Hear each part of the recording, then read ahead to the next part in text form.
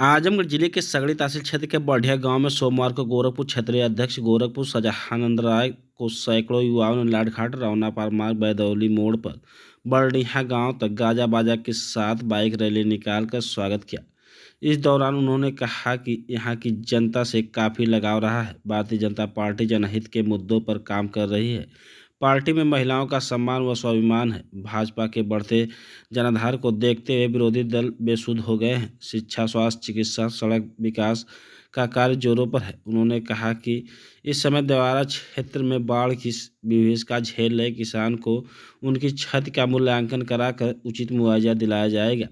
इसमें लापरवाही नहीं बर्दाश्त की जाएगी। साथ ही उन्होंने कहा कि इस समस्या को लेकर मुख्यमंत्री से बात कर जल्द ही निदान कराया जाएगा। स्वागत समारोह की अध्यक्षता मंडल अध्यक्ष हरैया और संचालन जिला महामंत्री नागेंद्र सिंह पटेल ने किया। आयोजक आशीष सिंह समाज सेवी ने पुष्प गुच्छ, उत्तरी टोपी और बड़ा माला पहनाकर स्वागत किया। इस अवसर पर पूर्व सांसद जयप्रकाश निषाद,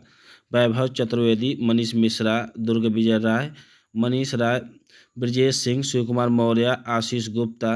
वीरेंद्र पटेल, जगत नारायण गौड़, धर्मेंद्र यादव, उमेश यादव, राधेश्याम यादव, आशीष राय प्रमुख, सूरज श्रीवास्तव, अजय सिंह, अंजना सिंह, छोटेलाल निषाद, परमानंद वर्मा, कैलाश राय, पलटन यादव, उपेंद्र राय, अभिमन्यु राय, संतोष सिंह, सुनील मिश्रा, रमाश्रय राय, रमाकांत मिश्रा, जगन्नाथ शर्मा, सुधीर राय आदि लोग उपस्थित हैं। बढ़िया गांव में मैं व्यक्तिगत तौर पे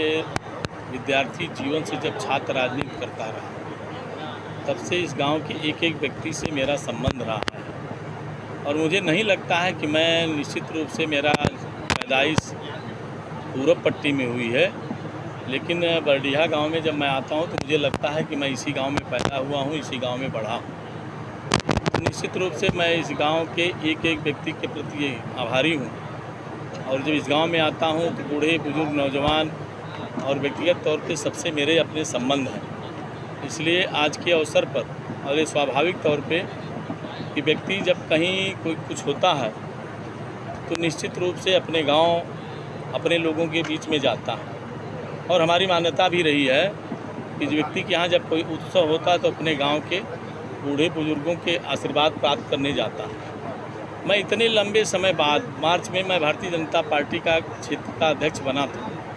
लेकिन व्यक्तिगत व्यस्तता होने के कारण उस समय नगर निकाय का चुनाव था, आगे और कार्यक्रम थे, जिसके कारण अपने इस गांव में जहां मुझे सदैव स्नेह, प्रेम, आशीर्वाद इन लोगों का सहयोग मिलता रहा, मैं यहां आ नहीं पाया था और आज मैं इस गांव में व्यक्तिगत तौर पे अपने बुजुर्गों से आशीर्वाद प्राप्त करने के लिए, अपने जो नौजवान साथी सदैव मेरे साथ हमेशा संघर्ष करते हैं और मेरे लिए हमेशा लगे रहते हैं, ऐसे अपने नौजवान साथियों के प्रति आभार प्रकट करने आया हूं। मैं एक बार पुनः आप सबके माध्यम से मैं अपने भारतीय जनता पार्टी के राष्ट्रीय नेतृत्व माननीय JP नड्डा जी का और इस देश के यशस्वी प्रधानमंत्री माननीय नरेंद्र मोदी जी का और उत्तर प्रदेश के यशस्वी मुख्यमंत्री पूज्य योगी आदित्यनाथ जी और हमारे प्रदेश अध्यक्ष माननीय भूपेंद्र चौधरी जी के प्रति आभार प्रकट करता हूं। और विशेष तौर पे मैं आज बढ़िया गांव में ही मेरा स्वागत है, लेकिन इस गांव में स्वागत समारोह में आए हुए इस सगड़ी विधानसभा के एक एक हमारे साथ सबका स्नेह संबंध और संपर्क रहा है। जो लोग भी आए मैं उनके प्रति आभार प्रकट करता हूं और विशेष तौर से इस गाँव में स्वागत के माध्यम से मैं आजमगढ़ जनपद के एक एक नागरिक, एक एक पदाधिकारी के प्रति आभार प्रकट करता हूं, क्योंकि लंबे समय तक पार्टी और संगठन में यहां काम करने के नाते इन्हीं सब कार्यकर्ताओं के आशीर्वाद की बदौलत आज मैं भारतीय जनता पार्टी के स्थान पे। चुनाव को लेकर के क्या कुछ कहना चाहेंगे? ये जो चुनाव हो रहा है इसमें प्रत्याशी कम, अखिलेश बनाम ओम प्रकाश राजभर ज़्यादा देखा जाएगा। देखिए, ये दो राजनीतिक दल वहाँ दो भारतीय जनता पार्टी और समाजवादी पार्टी के प्रत्याशी हैं। स्वाभाविक तौर पे भारतीय जनता पार्टी का एक एक कार्यकर्ता, कहीं हमें 2022 के चुनाव में इन्हीं कारणों से हमें पराजय मिली थी, लेकिन आगामी ये उपचुनाव में भारतीय जनता पार्टी सर्वाधिक मत, मैं उसका आकलन करके बता रहा हूँ, 50,000 मतों से विजय प्राप्त करेगी। अभी 20 तारीख से लगातार क्षेत्रीय अध्यक्ष होने के नाते उस पूरे विधानसभा के चुनाव का संचालन मैं स्वयं व्यक्तिगत रूप से एक एक गांव एक एक मजरे और भारतीय जनता पार्टी के एक एक कार्यकर्ताओं को जानता हूँ। निश्चित रूप से अभी जो उत्साह है लोगों में, जो उमंग है, मुझे लगता है कि भारतीय जनता पार्टी इस चुनाव में 50,000 वोट से कम से वोट जीतेगी नहीं। एक बात और कहना चाहूँगा, लोगों को ये लगता है कि ये चुनाव सुधाकर सिंह और दारा सिंह के बीच का चुनाव है। ये चुनाव जो घोसी का चुनाव, ये वैचारिक रूप से चुनाव है, जहां भारतीय जनता पार्टी की वैचारिक रूप से लड़ रही, वहीं समाजवादी पार्टी वो अपनी खोई हुई ताकत को प्राप्त करने के लिए चुनाव लड़ रही। मैं आप सबको विश्वास दिलाना चाहता हूं कि आगामी 5 तारीख को जब मतदान होगा तो आप देखिएगा भारतीय जनता पार्टी का प्रत्याशी जो भाजपा का कमल निशान है, वो सर्वाधिक मतों से जीत प्राप्त करेगा और पुनः एक बार नरेंद्र मोदी जी के नेतृत्व में और पूज्य योगी जी के नेतृत्व में उस मऊ जनपद के और घोसी विधानसभा का जो समुचित विकास होना चाहिए तो फिर से प्रारंभ होगा। किन्हीं कारणों से रुका रहा। सगड़ी विधानसभा का 2 दर्जन गाँव बाढ़ से प्रभावित है और वहाँ कोई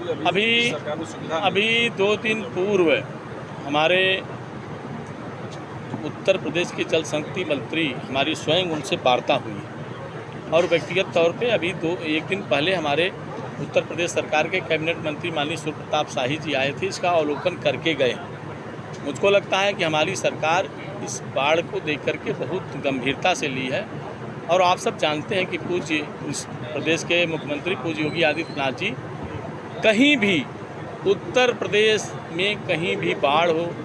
कहीं कोई भी कठिनाई होती है तो स्वतः हमारे उत्तर प्रदेश के मुख्यमंत्री संज्ञान लेते हैं। मुझको लगता है इसका समुचित निदान तत्काल भारतीय जनता पार्टी के नेतृत्व बनी सरकार उत्तर प्रदेश की इसको करेगी। कल ही माननीय मंत्री जी का दौरा था और उन्होंने चौपाल के दौरान बताया कि हर प्राथमिक स्वास्थ्य केंद्र पे इंजेक्शन और भी कहा गया था और मुझको लगता है कि जब तक आदेश हो और वहाँ से अधिकारी कर्मचारी आएँ तो अनहोनी घटना कभी भी घटना घट सकती है। अचानक तो कोई घटना कभी भी घट सकती है, उसको कोई रोक नहीं सकता, लेकिन समुचित निदान के लिए हमारी सरकार कटिबद्ध है। अब आप देखिएगा कि जब भी ये दवारा क्षेत्र में बाढ़ की विभीषिका हमेशा रही है और मुझको लगता है कि भारतीय जनता पार्टी की जब जब सरकार रही तो इस बाढ़ के निदान के लिए चाहे हमारे पशुओं की बात रही हो, चाहे हमारे बाढ़ के क्षेत्र में फंसे हुए नागरिकों की बात रही है, उनके लिए भारतीय जनता पार्टी का एक एक कार्यकर्ता और हमारे नेता और हमारी सरकार हमेशा संकल्पित रहती है। और अभी आपको एक बात और बताऊं कि सारे लोग अभी हमारे सगड़ी विधानसभा के नहीं, जिले के भी नेता उस बाढ़ पे सबकी चर्चा हुई है, आगे उनके समस्याओं के निदान के लिए सब लोग आगे जाएं।